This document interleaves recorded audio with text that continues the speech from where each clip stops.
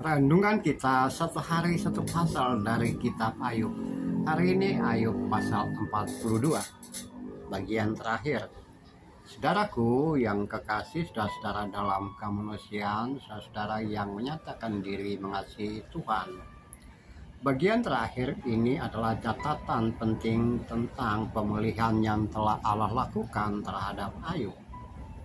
Setelah ada percakapan cukup panjang antara Ayub dan teman-temannya dan juga jawaban bijak dari Elihu terhadap Ayub dan teman-temannya, serta jawaban Tuhan terhadap Ayub, dan juga ada teguran-teguran terhadap teman-temannya Ayub.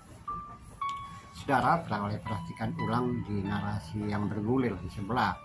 Perhatikan baik-baik di sini, murka Allah menyala terhadap Elifaz, Sofar, dan Bildad karena mereka berkata tidak benar dan terhadap Ayub, dan mereka harus mengakui, menyesali perbuatannya, kemudian membakar korban penebus salah.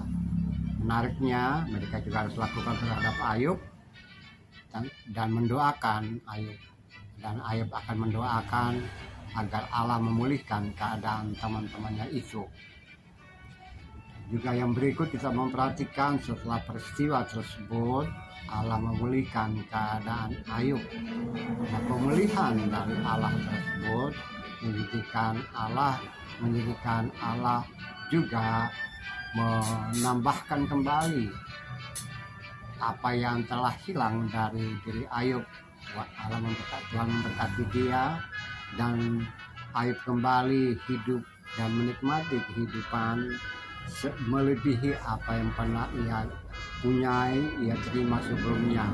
Bahkan disebutkan di sini bahwa ia hidup sehingga usia lanjut, yang menikmati hidup dan kehidupan setelah pemulihan tersebut selama 140 tahun. Saudara-saudara dalam kemanusiaan, kita bisa belajar dari apa yang telah dilakukan Allah terhadap Ayub.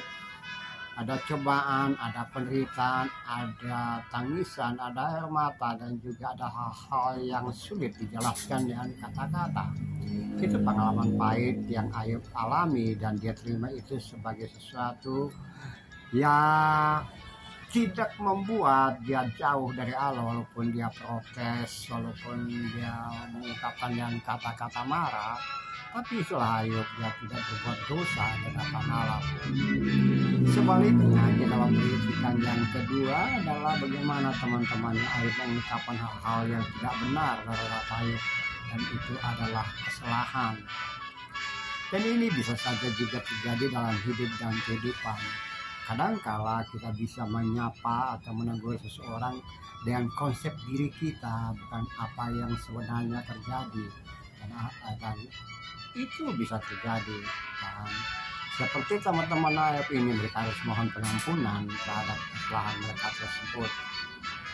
Hal yang menarik ketiga adalah setelah pemulihan dari Ayub, dari Allah, Ayub mengalami pemulihan, baru kita menemukan saudara-saudaranya datang dan bercakap-cakap dengan dia.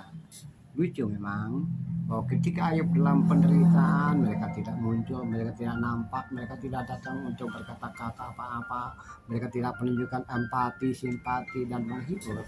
Tapi setelah terjadi pemulihan, setelah Ayub dipulihkan, ya baru mereka datang. Nah, ini aneh. Orang hanya mau bersambungan ketika seseorang dalam keadaan sehat, cerdas, kaya, dan gembira, tapi melupakan ia dalam keadaan susah dan sengsara.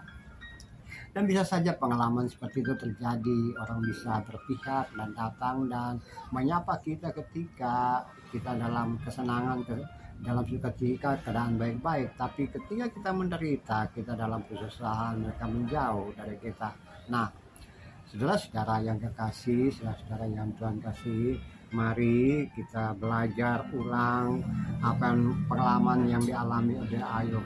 Kitab Ayub bukan sekedar tentang penderitaan, tentang tangisan, air mata, dan juga narasi-narasi kesusahan atau kesabaran.